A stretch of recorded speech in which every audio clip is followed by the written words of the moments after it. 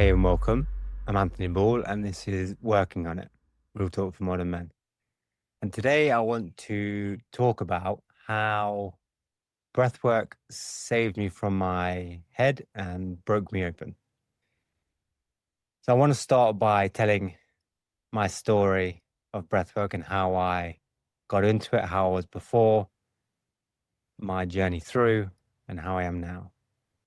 As a kid growing up, I showed emotions. I was more connected with my body. And I was expressive. I was more reserved in that regard, but I definitely felt connected. And then something happened around my late teens, early 20s, and through my early 20s where I started to feel disconnected, numb, and lost. And I didn't recognize it at the time. I felt like I was doing well from more of a naivety point of view. And also, yeah, just not being aware of like what are the possibilities, what are the potentials. And this numbness and this lostness was playing out in ways that I wasn't really aware of at the time, but I wasn't really stepping into life. There was a lot of, again, disconnection, but also a lot of fear playing out that I didn't know how to deal with. I didn't know how to recognize it and how to work through it. And it played out in ways where I wasn't really following my path, my purpose. And I wasn't stepping into relationships the way I wanted. I wasn't stepping into business the way I wanted. I wasn't stepping into life the way I wanted. And there's so many things connected deeper into this, but that's kind of the gist of it. And then what happened in my life? I started to become aware of breath, but more from a curiosity of like, oh, what is this? And I remember the first technique that I found was Wim Hof. And you may have heard of him. He's an extreme athlete, and he typically works with cold exposure and his breathing rounds, and along with mental resilience and working on that aspects. And I found it very curious, and I really enjoyed the technique, but I still wasn't able to go deep with it because I was very surface level and I hadn't had my wake up call. So then what happened was at this point, I was in a relationship and we'd been together about 7 years, and it was a good, healthy relationship, nice relationship. But for me, and my partner was on her more personal growth path than I was, and more spiritual path as well. And I was supporting that, but I wasn't engaged in it and I wasn't aware of the reality of what it is.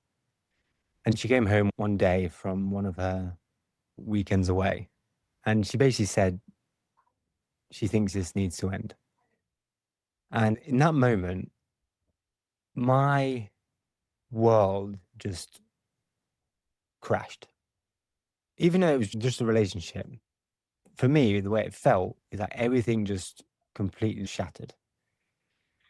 And from then, I started, not directly in that moment, but over a period of a few months, I started having panic attacks. I started feeling all these overwhelming emotions that I couldn't ignore anymore.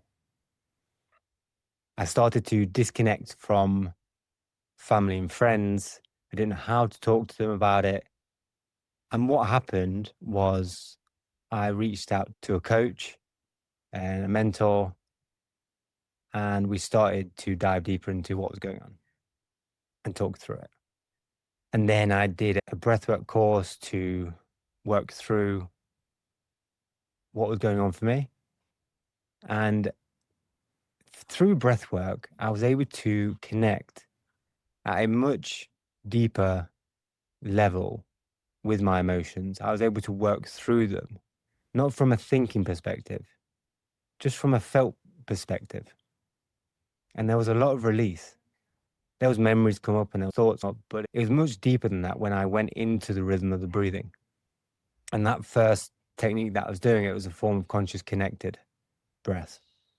And at this time, I had no idea about breath work and what it entailed and all the other techniques and names and everything. I kind of went into a rabbit hole from then on, trying to understand breath work. And from there, I started to do all the courses, do all the workshops, self practice, and it helped me work through so much. I started to express myself more. I felt connected to my body and I felt connected to myself again, which was incredible. It felt like a very spiritual path where I didn't know where I was heading, but I knew it was right. And there was fear in that because there's no structure necessarily involved. But something deep down, I knew this was the right thing to do.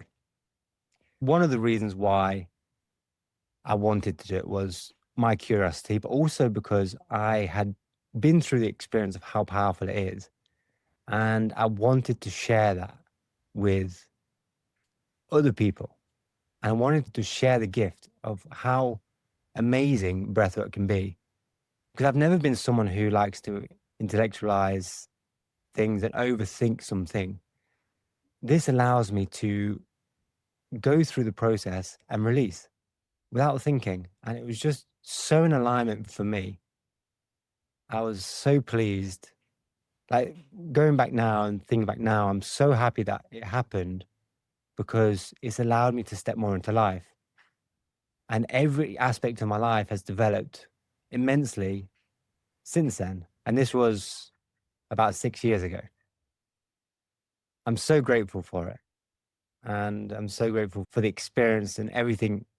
In the moment, I felt like this is ridiculous. I shouldn't be feeling this. And, more like negative self talk and all the other things. But since then, it took about maybe 6 months to a year where I was very confused and lost and going through that experience. But beyond that, I just think, thank you. So much gratitude for it. Your breath is a remote control for your nervous system. It's not magic. It's not woo woo spiritual stuff. It's biology. There's a lot of spiritual aspects that you can go with it and everything else that you can do with it from a physical perspective and from a performance perspective to help in your business and focus and work and awareness and going to other realms, right? It's just, there's so much you can do with the breath. And like the basics of this, and we'll talk about some of the basics so you can understand it. And we're going to go through some techniques so that you can practice them in your own life and integrate it within your own life. So when we are fast, shallow breathing, that's when you're in your fight and flight. You might not even be aware that you're in your fight and flight. And the majority of the time, you're in your fight and flight because you're in that sympathetic nervous system and you have to get shit done. You got work to do, you got bills to pay, you have to show up. But when we consciously bring our breath to slow, deep breathing, we come into that rest and digest state, that the parasympathetic nervous system can center ourselves, we can ground ourselves, and we can go into meetings, we can do tasks in a much more centered way and focused way. And all of the noise that happens and all of the distractions that happen fade away. And we become much more productive in what we do because we're not going in this survival mode. You can't think your way to calm, but you can breathe your way to calm. So in those moments where we're stressed at work or we're in a conflict with our partner, just bring your awareness to the breath, thinking, okay, my heart's racing. I'm losing control here. I'm feeling overwhelmed. I'm feeling anxious. I don't want to be here. Stop the thinking. Focus on the breathing and do it through the nose. In through the nose, out through the nose, or in through the nose and out through the mouth. I remember my first session of breath work. I was ready. Like I was just like, get me in there. I have some shit to release. Let's go. When I laid down, it did feel a little bit silly at first. And there's all those reservations that come up. But one of the things I didn't have was expectation. Expectation can ruin so many things. And it can ruin breathwork if you go in with these expectations, because it's not about having expectations. It's about just surrender and being present with what is. And then the chemistry started to happen within the body, the tingling, the heart racing, and then old anger rising, suppressed memory surfaced. I started to sob. And after, I felt lighter than I'd ever felt since I was a kid. Like I had so much weight and so many emotions that we hold on to so tightly over these years. It weighs us down. And practices like breathwork help to release and let go and allow us to be ourselves again, to reconnect with ourselves again. Now, breathwork it's not just about relaxation, although that is a key aspect. And it's such an important aspect for us to do that. But it also helps us to process what we've been carrying. And I didn't do this to be a guru. Like I said at the start, I did it because I wanted to understand the tool that saved my life. It saved me from my head and opened me up. And because I knew I had to share it with other people, because I just know how beneficial it is and how powerful it can be. It helped me to stop running from my emotions. It helped me to start feeling, moving, and releasing them. And I think there's a perception or a judgment towards breath work just because of how it's been marketed and publicized, that it's this soft, spiritual kind of thing. And I think a lot of people neglect it and ignore it because of that. And maybe because of other judgments that they have and so on. It's a tactical self-leadership tool, practice. And it's been used by SEALs, by athletes, by CEOs, by many influential people and many successful people that I respect and many people respect. So let's go through some practical techniques and we'll share, I think, 5 today. There's many out there. When you start to dive in, like I said, I went into a rabbit hole. When you get into breathwork, you will see so many different names, so many methods, so many approaches. And the core thing to just recognize is that a lot of it has come from pranayama and Buddhism. It's been adapted since the 50s, where the Buteyko method started to develop. And then you got into the 60s, where the rebirthing and the holotropic started, which is a form of conscious connected. That started to evolve. And consumerism got involved from then on. And it just exploded into all these different things because we all just want to sell a product. And you can't necessarily sell breathing, but you can sell an idea and you can sell a technique. And I'll touch on this a little bit later on, but this is why I kind of created the course that I did, because I wanted to simplify what it is and to help people understand that a lot of the things that we see out there is just a marketing tool to bring us in.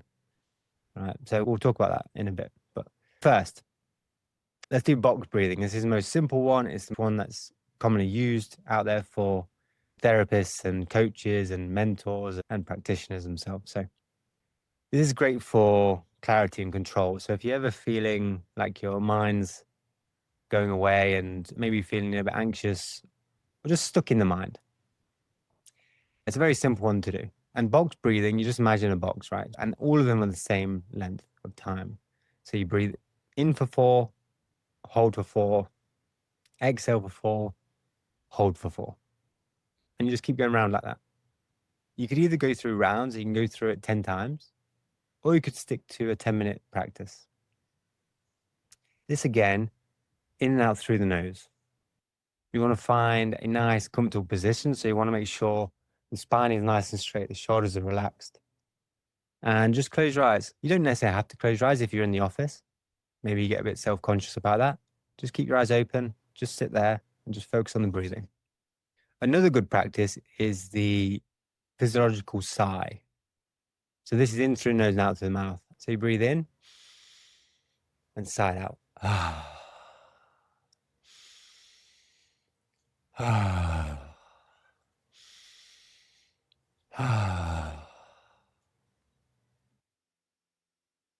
And what this is the sound itself brings vibrations, and that helps to relax the body. It's like an instant calm and trigger for the body. And breathing in through the nose naturally helps to calm the nervous system. Slow breathing is so beneficial for you and your body. And just going back to box breathing, you can increase the length. So you typically do it from like maybe 444, or you increase it to 666. And just find a pace that really suits you. I wouldn't do it any faster than 444, because when you breathe faster than 4 seconds, you start to trigger or ignite the sympathetic nervous system, the fight and flight. You want to connect with the parasympathetic. So you want to keep it 4 seconds or slower. Then you got the coherent breathing, which is 5 seconds in, 5 seconds out. So it balances the nervous system. Right? You can do 5 seconds in, 5 seconds out, 6 seconds in, 6 seconds out. Just make it balanced and bring it to, it could be called rhythmic breathing, right? So just make sure that the breath is the same and your mind focuses on counting. So the mind's attention and awareness is on the breath and on the counting itself. And the next one, the fourth one, you've got the connected breaths. Could be conscious connected breaths. And this is where rebirthing comes in. It's where holotropic comes in, and other forms. That's where clarity breath comes in. And even Wim Hof and other forms, they kind of come under the bracket of conscious connected. Now, what conscious connected is, it's a circular rhythm of breathing with no pauses in the breath. That is the simplicity of it. And one reason why we do that is because we want to have a continual circular breath. When we hold the breath, it can bring a stress response to the body. So we want to be a continual circular rhythm. And when we bring our awareness to continually breathing, so there's no pauses in the breath, it helps us to go deeper into meditation, more into a hypnotic state, and we get out of the thinking mind. It can really, this type of breathing with conscious connected can really help to unlock, release stored emotions. And then the fifth one we'll talk about is Wim Hof, and so the Wim Hof method and cold exposure. This really is a more energizing style of breathing and can help with building resilience and presence. Now, the way it typically works, and what you'll find probably online and on any kind of streaming channel, is you'll go through breathing for 30 breaths or 40 breaths, and then you'll probably do like a minute breath hold.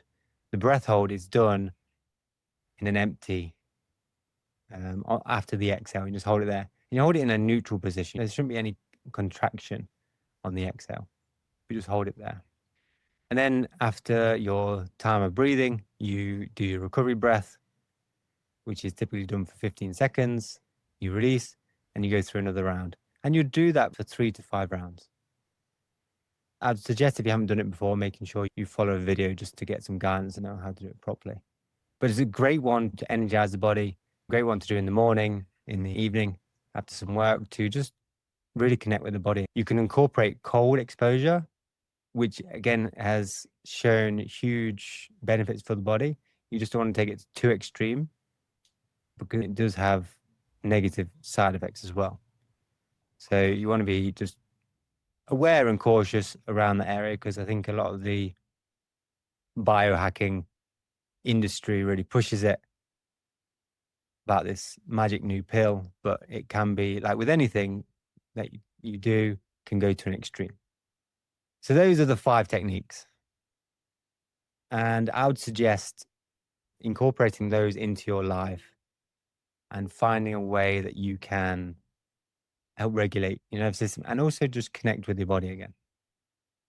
Now, a great book that I would highly recommend you diving into is a book called Breathe by James Nestor. It's a great book, and it basically just he's done so much research on this, on breathing, and he's gone to really deep depths on the side effects of nose breathing versus mouth breathing and all the other techniques. And yeah, it's well worth a read if you really want to understand that. But really, the simplicity of it is breathe through the nose, breathe slowly, breathe around 5 to 6 seconds a breath to really just slow down. And everything else that's in there, all the science and research and so on, you can read it in the book. But I highly, highly recommend you doing that. Real strength isn't suppressing emotion. It's knowing how to move the energy through your body so that you can be in a situation. Now, you can get 10 people in the same situation, and 9 of those people have no idea how to regulate their nervous system. One person does. That one person is going to be the leader. That one person is going to be the centered person who's going to be able to make the decisive decision that is needed to make. The rest of them will be in the fight and flight, and it could bring chaos. Learning how to regulate your nervous system is such a key tool to stepping into leadership, into life, in yourself, and getting a tribe of people to follow you. A man who can, and I'll just emphasize this, a man who can breathe through stress is more dangerous in the boardroom, on the field, at home, than a man who just throws himself into life. Now, you don't need to be in Bali. You don't need to be dedicating hours of time to do this. So just try this today.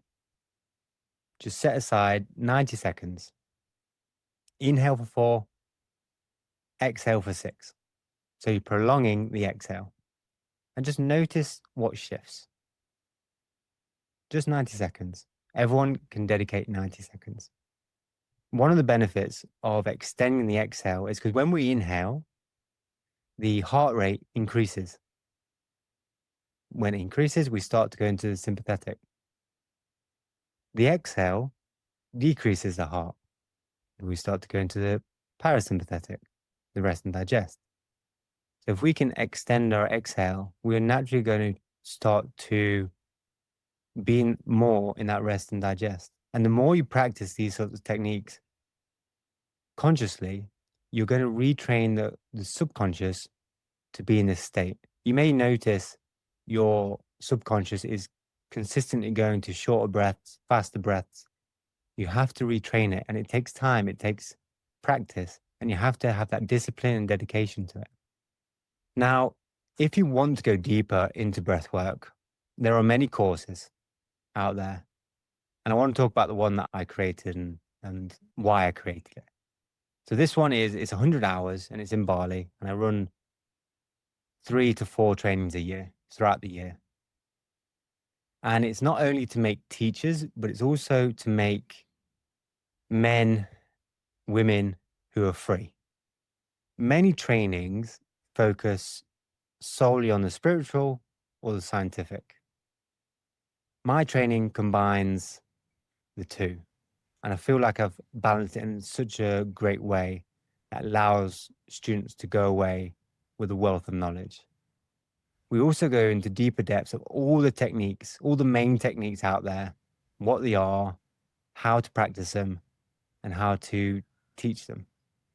So if you're interested in going deeper into breathwork, please reach out, send me a DM, and I'll share my contacts at the end, and we'll go on a journey together.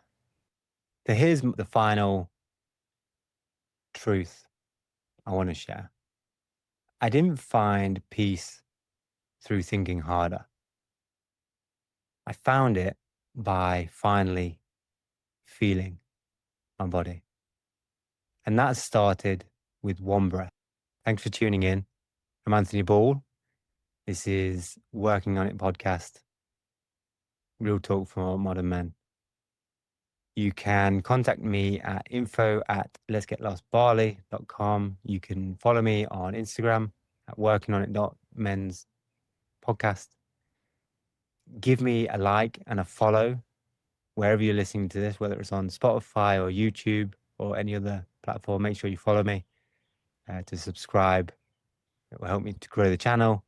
And I want to spread the word and make this podcast a huge success. And I want to get these techniques and practices out there to as many people as possible. So please give it a follow.